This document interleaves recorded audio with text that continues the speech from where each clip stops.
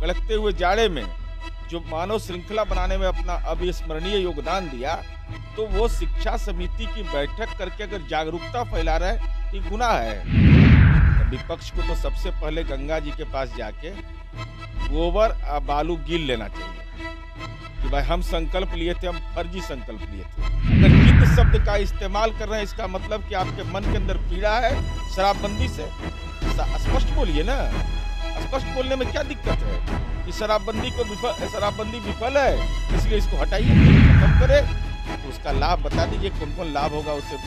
स्वास्थ्य बेहतर हो जाएगा, घर में कोलाहल जो है वो बढ़ जाएगा, कौन कौन उसका मानक होगा, जरा यही तय कर ले लो। नमस्कार, न्यूज़ फाउंडेशन देख रहे हैं और मैं आपके साथ रंजन सिंह। आपको बता दें कि बिहार में पूर्ण शराबबंदी है और प्रशासन, एक्साइज विभाग शराबबंदी को सफल बनाने में लगी हुई है। लेकिन अब जिम्मेवारी नए लोगों को दी गई है। आपको बता दें कि शिक्षक यानी शिक्षकों को अब नई जिम्मेवारी मिली। प्रशासन, एक्साइज विभाग तो था ही, लेकिन अब शिक्षकों को नई जिम्मेवारी मिली है जो निहत्थे हैं। बात करेंगे, हमारे साथ जेडीयू के मुख्य प्रवक्ता और एमएलसी नीरज कुमार हैं। ये बताइए कि प्रशासन और एक्साइज विभाग हार चुका है क्या? नहीं, शिक्षा विभाग ने जो सर्कुलर जारी किया है उसका अवलोकन बहुत आवश्यक है। उन्होंने अपने सर्कुलर में यह कहा है कि शिक्षा समिति की बैठक कर नशा मुक्ति के संबंध में आवश्यक जानकारी दी जाए। ये गुनाह तो नहीं है। शिक्षा समिति में वैसे लोग ही हैं जो उस पोषक क्षेत्र के अंदर आते हैं, जो उस कमेटी के मेंबर, उनको अगर जानकारी दी जाए नशा मुक्ति के बारे में विस्तृत रूप से, तो ये कोई गुनाह नहीं। दूसरा यह कहा गया है कि जो निर्देश दिया गया कि चोरी छुपे शराब पीने वाले या उसकी आपूर्ति करने वालों की पहचान कर मद्य निषेध विभाग के मोबाइल नंबर और टोल फ्री नंबर पर सूचना दी जाए। सूचना देने वाले की पहचान गोपनीय रखी जाएगी। यह महत्वपूर्ण नहीं दायित्व है क्या?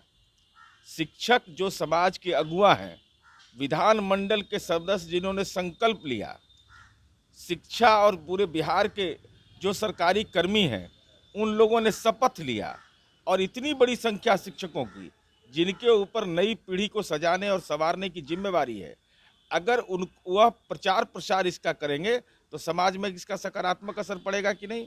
आप कह रहे हैं कि बिहार में जिस तरीके से शिक्षकों को जिम्मेवारी जो है वो फोन करके बताने के लिए टोल फ्री नंबर पर सूचना गुप्त रखी जाएगी, जिसके बारे में वो बताएंगे वो तो जेल जाएगा, फिर तो बेल पर छूट जाएगा, फिर उसका क्या होगा? गोपनीय का मतलब क्या हुआ? यही तो गोपनीय है भाई। कोई बाहर से आदमी आएगा, आज अगर पकड़े जा रहे हैं लोग तो कैसे पकड़े जा रहे हैं? सूचना तंत्र के बदौलत ही ना। महत्वपूर्ण विषय है कि इन शिक्षकों का महत्वपूर्ण योगदान है इस शराबबंदी में, और इन लोगों ने उस कड़कते हुए जाड़े में जो मानव श्रृंखला बनाने में अपना अविस्मरणीय योगदान दिया, तो वो शिक्षा समिति की बैठक करके अगर जागरूकता फैला रहे हैं, तो ये गुनाह है। भाई शिक्षा समिति है, उसमें अभिभावक भी रहते हैं, बच्चों को वो प्रशिक्षित भी कर रहे हैं कि उनको शिक्षण दे रहे हैं कि नहीं नशा मुक्ति आवश्यक है।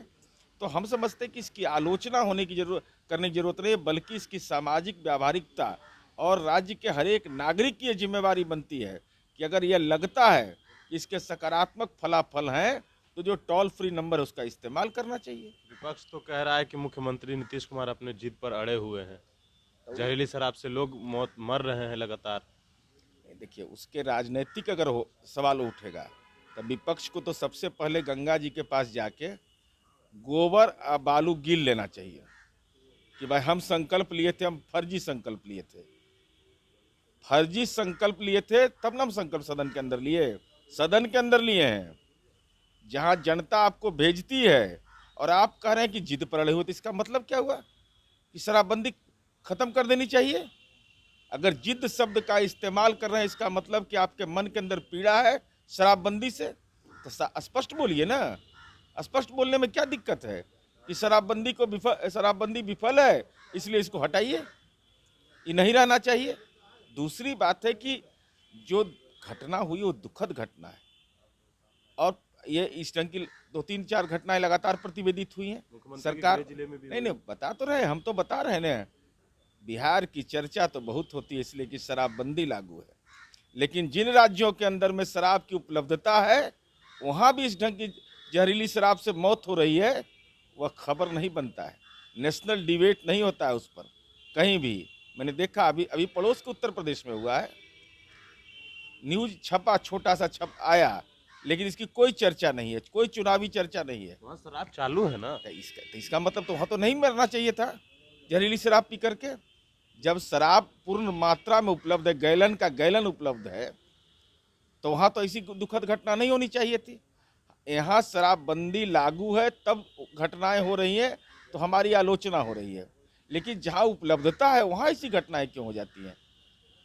इसका मतलब है कि शराबबंदी एक सामाजिक जकड़न पर करता हुआ प्रहार है। यह तंत्र को ठीक किए जाने की चुनौती के साथ इसके सकारात्मक परिणाम लोगों को देखना चाहिए, सलाह देना चाहिए। लेकिन अगर कोई यह कहता हो कि शराबबंदी खत्म करे तो उसका लाभ बता दीजिए कौन कौन लाभ होगा उससे। शराबबंदी खत्म करे तो उसका लाभ बता दीजिए कौन कौन लाभ होगा उससे।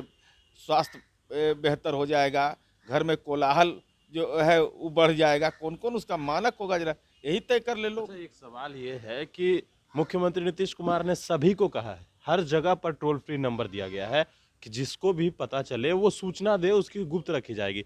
लेकिन फिर ये आदेश निकालने का शिक्षकों के प्रति क्या मतलब हुआ? अरे भाई, साफ साफ तो शिक्षक भी तो बिहार में अरे ही है। बैठक आयोग का नशा मुक्ति के संदर्भ में आवश्यक जानकारी दी जाए, तो उसमें आवश्यक जानकारी क्या दीजिएगा आप?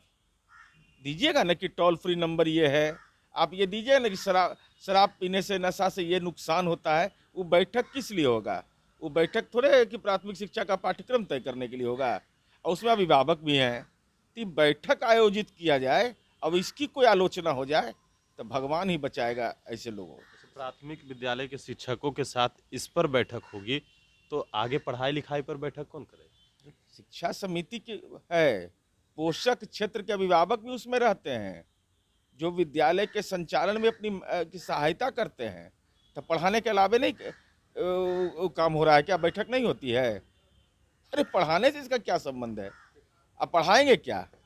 यही ना पढ़ाते हैं कि नई पीढ़ी को संस्कारी होना चाहिए, सुसज्जित होना चाहिए, उनको नशा से मुक्त होना चाहिए, यही सब तो पढ़ाया जाता है।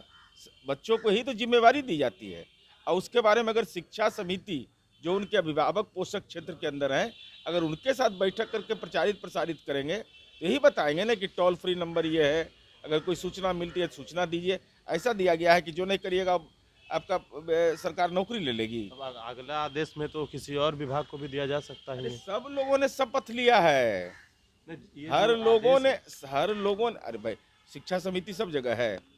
अरे भाई, हर विभाग की अलग अलग प्रक्रिया होती है ना। प्राथमिक शिक्षकों की संख्या बड़ी है, प्राथमिक शिक्षक हमारे यहाँ कितने बहाल हो गए। हम देश के अंदर में हमारा सबसे ज़्यादा शिक्षक छात्र अनुपात में हम प्रथम स्थान पर हैं। तो बड़ी जिम्मेवारी है, शिक्षा देना है। तो ये अगर जिम्मेवारी से बताएंगे तो लोगों के बीच इनका सम्मान रहता है, इनकी बात को लोग मानते हैं, तो इसका एक सामाजिक जागरूकता में बड़ा योगदान होगा इनका। चलिए, ये थे हमारे साथ जेडीयू के मुख्य प्रवक्ता नीरज कुमार। जो सवाल थे आपने सुने हैं और जवाब भी इनके आपने खुद सुने, किस तरीके से बिहार में शराबबंदी को लागू कराने के लिए, पूर्णतः शराब बंद करने के लिए जो मुख्यमंत्री नीतीश कुमार है वो हर एक तरीका अपना रहे हैं। अब देखना ये होगा कि आखिरकार इसका क्या कुछ फलाफल निकल करके सामने आता है। बने रहिए इस नेशन के साथ।